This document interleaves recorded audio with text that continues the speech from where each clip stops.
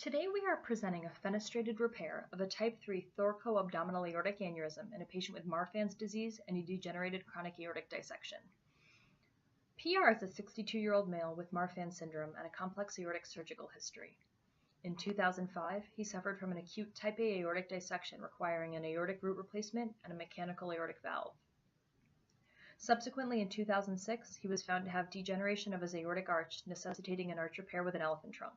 This was complicated by a left hemispheric stroke with right arm weakness. In 2007, he required a thoracotomy for repair of his descending thoracic aorta. In the spring of 2016, he was referred to us with aneurysmal degeneration of a type 3 thoracoabdominal aortic aneurysm to 6.3 centimeters. We offered him either an open thoracoabdominal repair or a fenestrated repair. He opted for fenestrated repair due to his experience with multiple previous open aortic surgeries and was unwilling to undergo any further open surgery. His preoperative CT angiogram shows evidence of chronic dissection extending up into the innominate artery.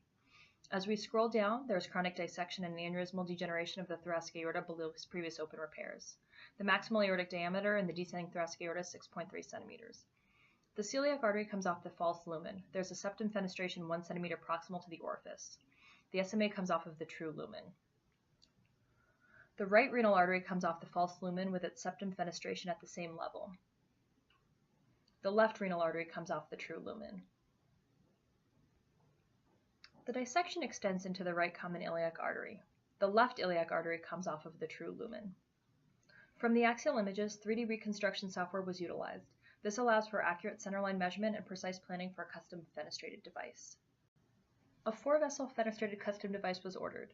The operative plan consisted of deploying a Fevar, followed by placement of the custom 4-vessel fenestrated device with serial deployment.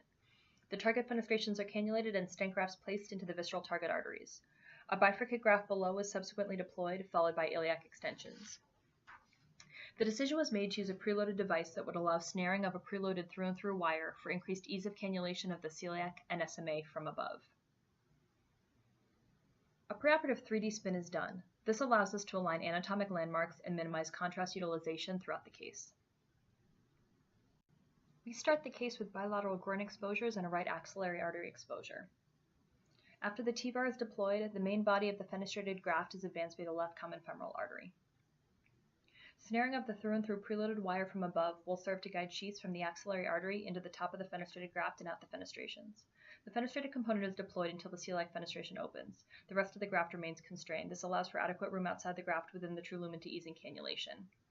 From the right axillary artery, a sheath is advanced over the preloaded through-and-through wire out the celiac fenestration, and the celiac artery is cannulated.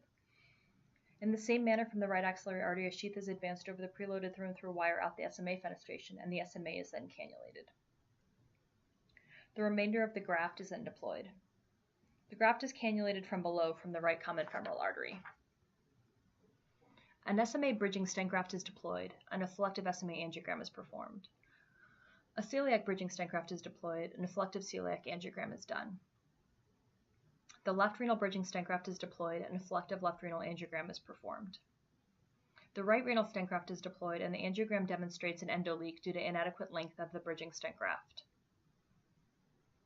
After the right renal stent graft is extended, the renal angiogram demonstrates an adequate seal.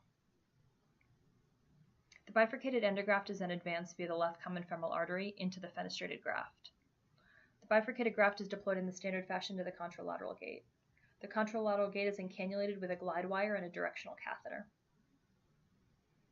The right hypogastric artery is identified and the right iliac limb extension is deployed.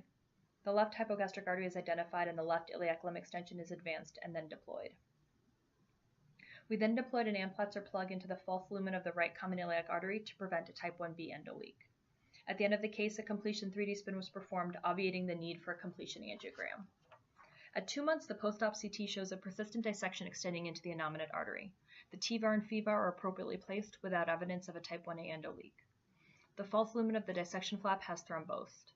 All bridging stent grafts are widely patent without type 3 endoleaks.